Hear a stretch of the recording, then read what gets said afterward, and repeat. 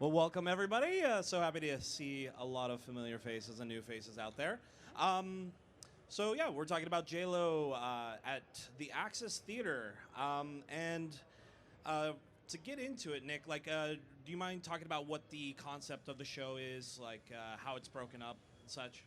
Yeah, we released or started the show was it late January of 2016, and we started our initial concept meetings and pre-production 8 months before that. And we were working with the creative direction team, Nappy Tabs, that's Tabitha and Napoleon Dumo, and working with Jen and them in conjunction to try to make this essentially this 7-act show that goes through an entire journey of J.LO's career, different moments in her life, and setting up to where we're kind of creating visual scenes for each one of these acts, and hopefully trying to take the audience, into each one of these worlds, whether it be like her hip hop stage where she was doing a lot of stuff from the Bronx and New York and things like that.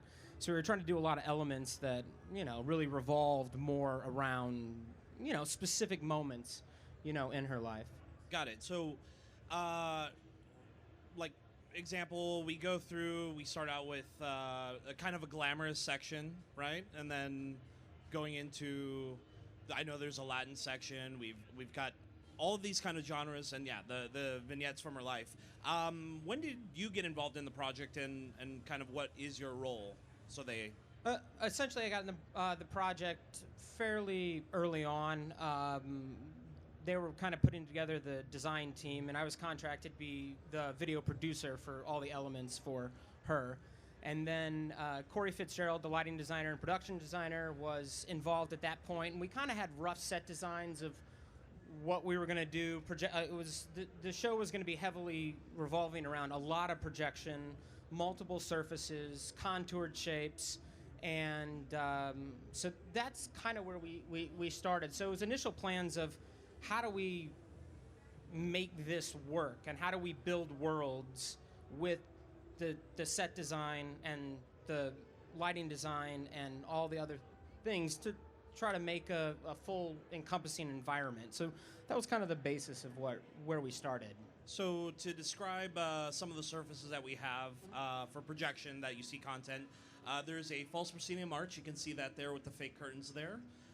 There are these fringe curtains, which are basically almost like strips of fabric that take projection well, that are at different levels, and then... Yeah, the fringe curtain was an interesting challenge because we'd seen it on a small scale, but we didn't really know exactly how we were going to deal with it on, what does it say, it's like 90 feet, somewhere in the 90 feet wide range. So once we got on site, we realized that air and movement and all that other stuff, it's basically just little strips of fabric that were, one was 2 inches in front of the other and offset and just went down the row. And we noticed that at any movement, at any blend, you would lose a lot of the projection. So that was a pretty big initial challenge to figure out, okay, how do we get this thing to be somewhat straight so you can actually see all the imagery on it? And then the interesting depth when you got off angle, because that it was multi-layered, that you started getting, some really interesting effects. But it was one of those things that was a little nerve-wracking because, I find with LED walls, you kind of know what you're going to get when you get on site. With projection, sometimes you don't know. Like, you don't know exactly what it's going to be. You don't know how much light pollution there may be from anything. I mean, Corey obviously was amazing, and we had a lot of lights behind the proscenium, so we didn't have to deal with too much light pollution or anything like that. But it was there was definitely some, those. Let's hope to God this works. Well, what are some of the other challenges that you came across while designing for the show? I have to say our biggest challenge was the dress. That was one of the largest of the moments in the show. She's dedicating the song to her kids. It's for the ballad section. So, obviously it's one of the most important sections of the show for her. So there's that to contend with. Yep. And she basically comes out on a 20-foot wide by 16-foot tall giant dress cone lift thing. And our task was to project on it. And we had initially figured that out. We were doing essentially 3 sides, double stack projectors, kind of coming from a 270-degree, angle, and we kind of got it all figured out. And then I think it was like 2 days before opening night, we talked about. She comes out, she's lowered in the lift, and all the dress materials kind of ruffled on the ground and everything like that. So the audience doesn't know what happens with this thing, and then in the second song that she does, it raises up to full height, and it becomes this kind of solid cone.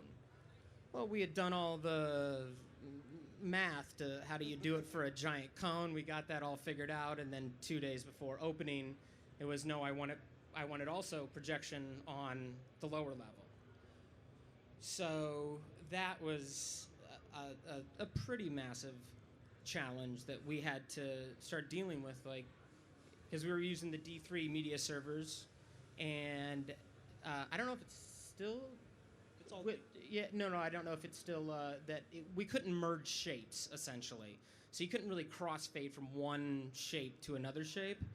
So we kind of had to do some creative thinking and figure out a massive complication of masks, and work with Corey and figure out, help me out, light this thing a little bit differently, and fill in the gaps. So, I know another issue, but I think also workflow to talk about is the show is primarily time-coded, right? Yes, it's all time-code, yeah. Yeah. So, how about you tell us about what your, deliverable was for the content, how that all worked through the system? Yeah, that's one thing that was actually, kind of great about, working with this team and early on in the process, I really, really was adamant. I want to deliver one master giant file, and somebody needs to figure out how to break this thing up into, 50 surfaces. I've done plenty of shows where, you have 5,000, 6,000, 8,000 pixels, and you end up having to deliver, 20 different 1080 files to the media servers.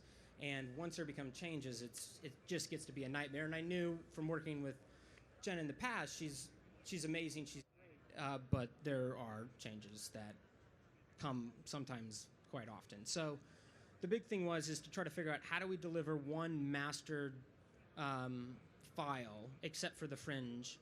And we ended up coming up with a pretty good solution, which was it was 5400 by 1850. I think was our master resolution. It was, which provided some other challenges as far as render times and compression times and. Well, specifically, wasn't there an issue with the HAP codec that you guys discovered at those kind of sizes?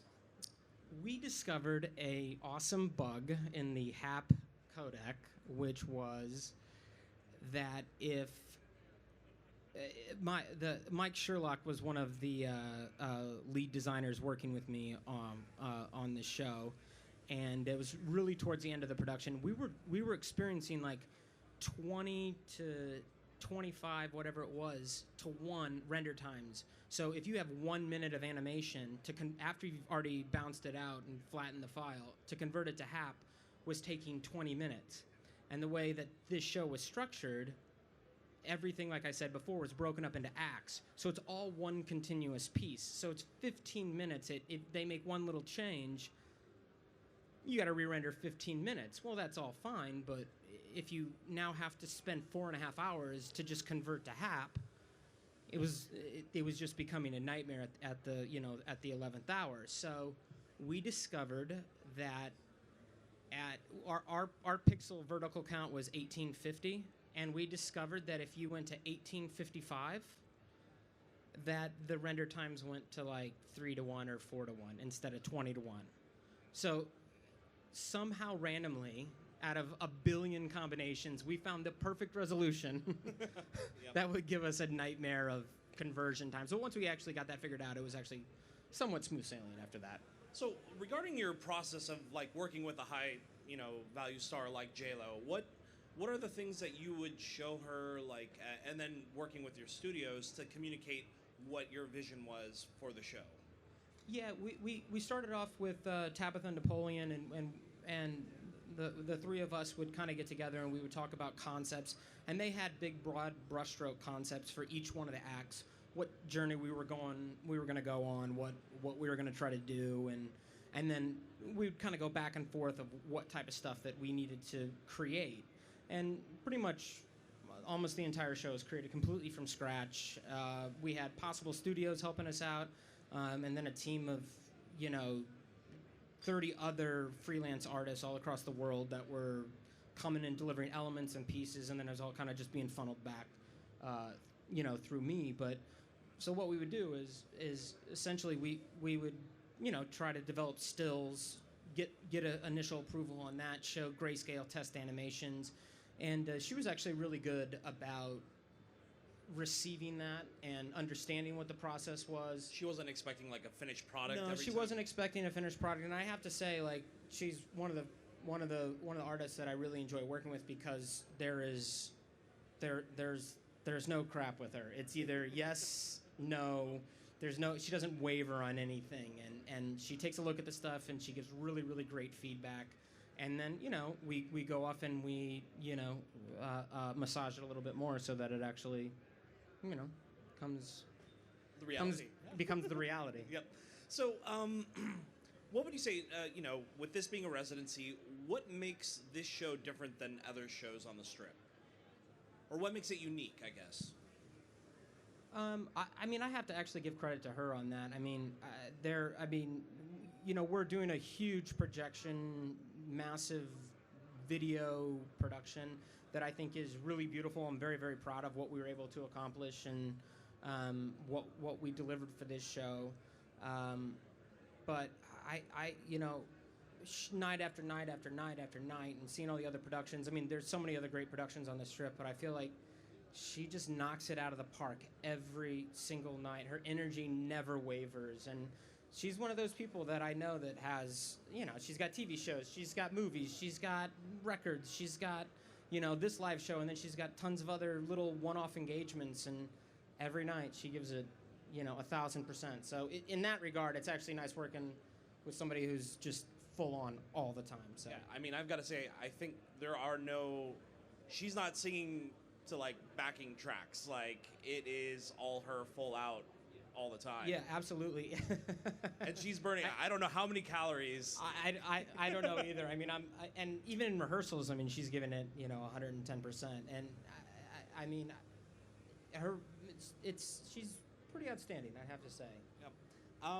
So what was it like working with Corey and figuring out, like the lighting designers and the other departments of how this was going to get pieced together? Like, for instance, I know there was some coordination where we had to do with the All I Have, kind of like the... Oh, yeah, it's call and response in part of the show where she's calling out to the audience, and there's a marquee sign that says All I Have, and it lights up, preceding the audience's participation.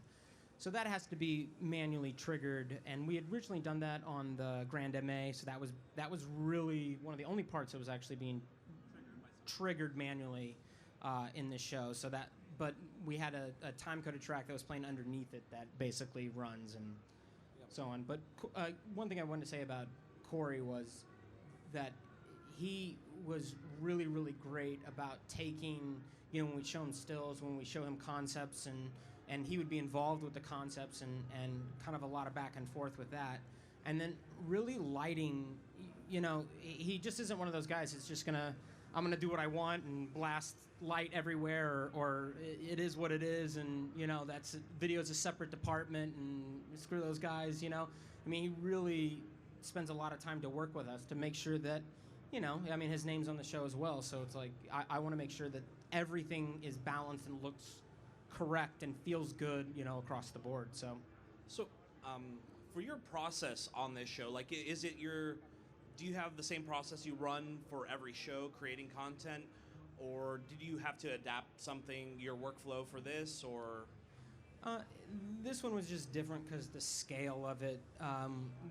We were building a ton of 3D content, stuff in Cinema 4D, massive render farms to deal with, all the processing power and to try to make this actually happen. And so by the time everything got approval, we started the process, was it 6 months, 7 months, or 8 months, whatever it was in advance. And then by the time we got the okay and the thumbs up, like, these are all the looks that we're going to do, it was 7 weeks to actually physically make all the content. So it's kind of one of those things that the scale of it was large, the anticipation of it was large, and everybody was expecting a lot of good stuff. So the pressure was definitely, it was just different. It was a ramped up level. Got it. Now, would you say the show that we opened with is the same show that you could go and see when she's at the Axis, or what has the how are you still involved throughout the run of the show? I mean, we work with still the creative directors and Benny Medina, her manager, and Jen to, sometimes it's tired of looking at that piece of content, let's just change it, and sometimes we're adding a new song. She's still making new music, and so she wants to still get some of that out there and test new stuff, and or change arrangements. The big stuff is changing arrangements. Like, I don't feel that I'm not getting enough time in this part, or I'm we're speeding through this. So there's all those like little minor tweaks that it's kind of a constant revolving door, but overall I would say it's about like 95% of what the original show was. Got it. What else are you working on this year? Any other projects or wrapping up anything that people might know? Yeah, just finished the Trans-Siberian Orchestra on Thursday night. We had our opening night, and then finished up some stuff for Fergie, and J.LO actually was doing 2 shows in Dubai like 2 nights ago or a night ago, I forget which it was. And so it's actually been a quite a busy past 24 hours. Cool. Putting on a show now versus 5 years ago, what are the big differences? Like stuff that you would have to do on like J.Lo or any of these other shows versus how you used to have to do process. I mean, I think the scale of everything has just changed. I mean, I remember 5 years ago that you'd have to deliver at 1920 by 1080, and everybody, how are we going to deal with this? And now I was doing the MTV Movie Awards this year, and our deliverable was 7,900 pixels wide. So it's like dealing with 8K renders now, across the board. So, and people are expecting not stock on the walls. They're expecting, custom 3D animation that looks rich and detailed, and you're building giant environments and worlds. So I feel like it's just the scale of everything has just changed so dramatically. I mean, so many shows have become giant LED surfaces and walls and whatnot, and clients are now asking for more and better and faster, and we need it tomorrow, and so it's the scale and the time has just changed. Cool. Is there anything else you want to talk about J.Lo wise, or we'll open up? I got one other question for you.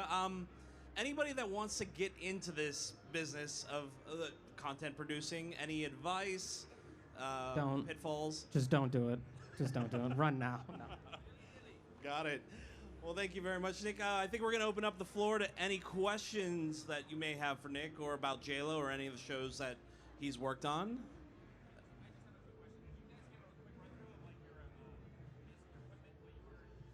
The equipment list. Yes. Okay. So they just asked, what was the equipment list for J.Lo? I can do it. Well, it's kind of a blur now because there was many iterations through the process. We had a whole bunch early on where there was a lot more projection surfaces there, and as you start figuring out, like, we don't have any line sets to hang another projection screen or scrim or whatever, but I think we were 30 projectors, 30Ks? Yeah, 30Ks. I think we were at 7 D3 4x4s. We have a dedicated master understudy and then an extra understudy for the display servers. Everything's run timeline based. Now it's all timeline based. Yeah, now it's all timeline based, yes. Before, when we first started, it was really, the concept was to be treated like a rock and roll concert, right? With having everything coming from the lighting console, Yep. Being able to piece together and jump parts of the show. But it ended up being really linear, right? Yeah, we kind of found ourselves in early on. We were kind of figuring, do we want to do this timeline based or we want to do it from the lighting console? And we found as changes started to happen, it just became one extra part in the process that was, it wasn't benefiting us having everything come from the lighting desk as far as like set up the trigger for the time code to run. It became more of, well, why don't we just simplify it and go straight to a full time-coded timeline-based show in the D3, and that it actually alleviated a couple Pro Tools issues that we were having. So it became actually a considerably more reliable show having it run like that. But and D3 was actually, I mean, it is a monster in its ability to handle like anything. Yeah, that many servers. Yeah. Any other, yep. Yeah, I have a question. On these larger productions, what kind of software are you using to program the LEDs and execute them? To create the content. No, to broadcast it when you're actually going onto the screen. It's all coming from the D3 media server. Yeah. So for the LED walls, there is a house LED wall, and then we supplied, I believe, I want to say it's WinAir 9 or there's additional augmented screens that we supply that load in and out with the show every time. Coming from the D3, it's DVI out of the server that then goes into an Image Pro, SDI to fiber transmission. I think it's a FIDO, the Aja Video FIDO transmitter that just goes backstage, and then they use our, I think, WinVision LED processors. Yeah, it's the same stuff that's up on the signage, the outer border of the booth. Oh, yeah, blades. I totally forgot about the blade I parts. totally forgot about the blades. So if you see up here, these are blades. They are a LED video-based fixture. Can't remember resolution on them. 72 pixels, 1 pixel wide by 72 pixels long. We have several carts of them. You can see it in some of the footage here. And that is all driven by, I think, Pathfinder on that? No, it's just video. Yeah, it was node-based. Yeah, so we feed video to it. It gets mapped out instead of having it converted to DMX. Yeah, and we basically use that in the last act of the show, the EDM section, where we're kind of going a little bit more crazy with the video content, and we're running pretty much almost a very similar version of all the background screen content through those, and actually looks really great. It works perfect. So. Yep. Any other questions out there? Anybody?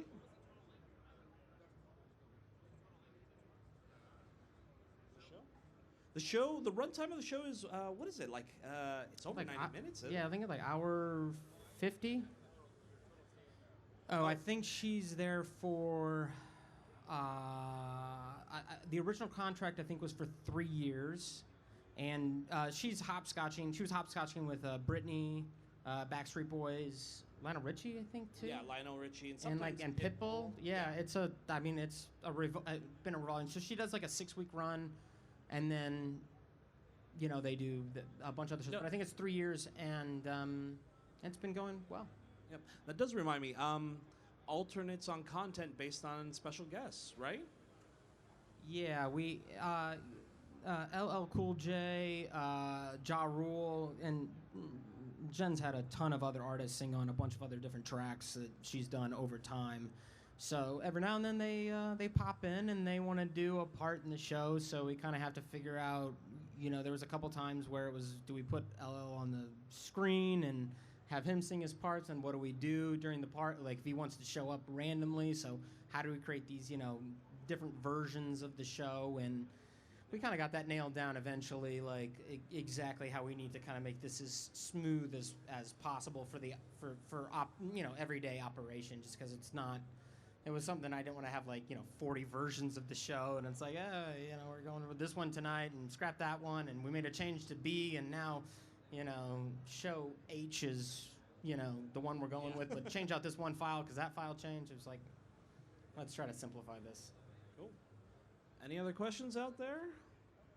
Yeah. Is D3 the go-to media server for production this big, or is there like other servers out there you guys thought of as like an option?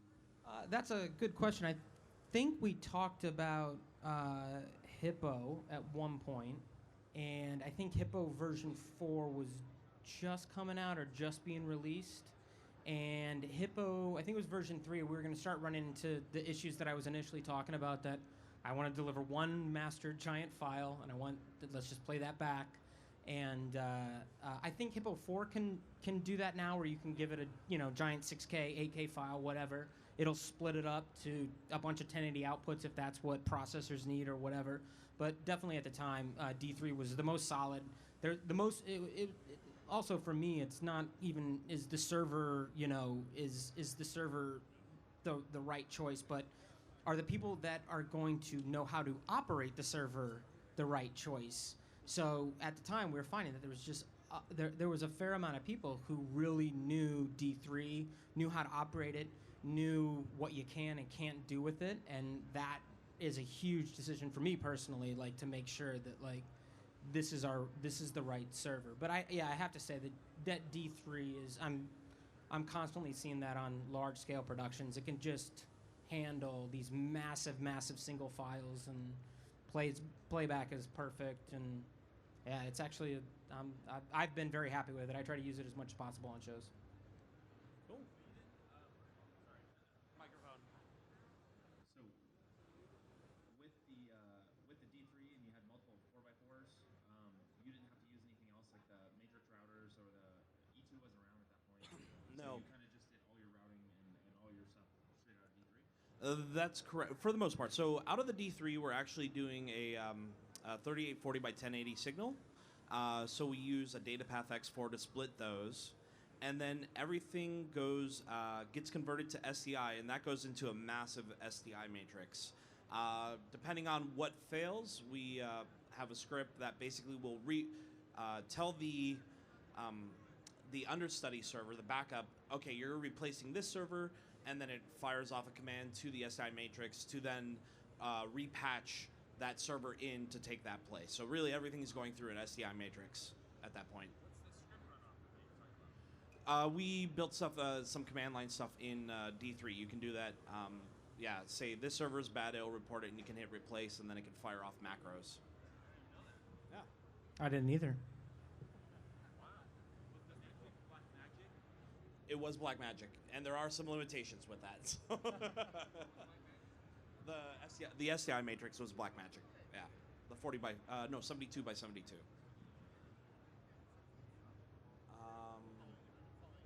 Any other questions? Anything you want to gab about that you now remember? I think that's good. Cool. Well, thank you very much. Thank you, Nick. Oh, what's your next project?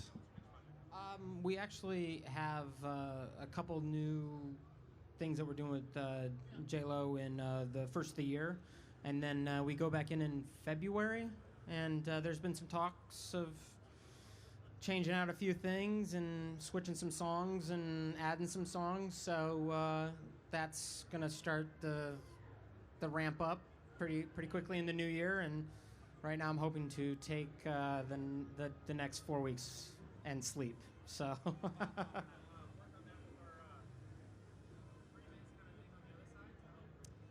Do you work with any previs systems? Do you like build out? We should talk about the reprogramming of J.LO. When we did decide to remove everything from the lighting console, or almost everything from the lighting console, and go to a more timeline-based system, we did need to previs suite it at VER for, what was it, 4 days? I was there for like 3 days, and then Drew preceded me by a few days. And so we kind of basically had to go in and reprogram all the queues, all these giant timecode stripes and stuff like that. And then when we got back to Vegas, cross our fingers and hope we got it all. I think I think we just did a few time code tweaks. Yeah, it was actually really great because it is always one of those things that no matter what, when you're dealing with time code, there's always, you're in a programming suite, and it always feels like there's like 3 or 4 frames that are just different, or more than 3 or 4 frames. And especially if you're trying to match like vocals or anything like that to somebody on screen, it can be quite the process. But I found that, we ended up getting in there, and I felt like we had to do the master global offset for timecode to whatever the delay was through the PA and processors and things like that. And it's like 2 frames, and that was it. That was it. It was like it was actually really great. The one of the few times that pre-pro has been spot on. Yeah, but that's all done in D3. We're able to see all the surfaces. We're just in the 3D environment of that, pre-programming the show. Do you, sorry. The question was how long from concept to completion? We had, I was talking a little bit before we started, about 6 months where we started with concepts and figuring out what are we going to make, how are we going to do this, how are we going to accomplish it technically and creatively. And then by the time we got the green light, it was 7 weeks to make all content. So it was a very expedited process for the amount of stuff that we were delivering and the pipeline that we had to go through with everything. So it was a stressful 7 weeks. Yeah. But it was good. I got all of them. Every man. I mean, we had a team of 30, 35 artists worldwide, all over the place, delivering Cinema 4D files, After Effects, edits, full cut songs, elements, based on all the concepts, and then my job was to help create it as well as kind of be the funnel, for all this stuff, and then get it out to the servers. So that, originally was, you're gonna have 4 months to work on it, then you're gonna have 3 months, and now you got 7 weeks. So the same as every other production, I guess. Cool. I think we have a question over here. Nick, you mentioned light pollution and those things, but can you talk a bit about how you think about content differently on projection versus LED? Content on projection.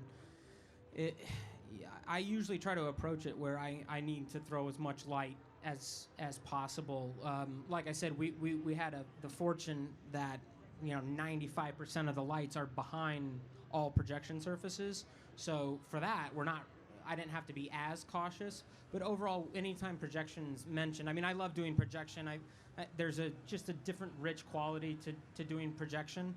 But I feel like you have to be really cautious about how dark you go with stuff. So when artists are like, well, I want really, really moody stuff, and they got a bunch of lights in front of a projection screen that are all bouncing, just naturally all over the stage, not even hitting the projection screen, but just the bounce or the fog bounce, it's going to be hard to see, and it's a hard thing sometimes to explain because sometimes people get in their head. Well, I've seen bright projection in a movie theater with no lights on. It's like, well, yes, you have, but that doesn't work in this environment. So it's trying to push stuff that's brighter, thicker, less negative space. Cool. Do we have any more questions? So then the content was created for projection from the beginning. Projection was in mind. Yeah, absolutely. Yeah, it was very important, and from the very, very, very beginning, we knew that we were going to have a lot of projection surfaces.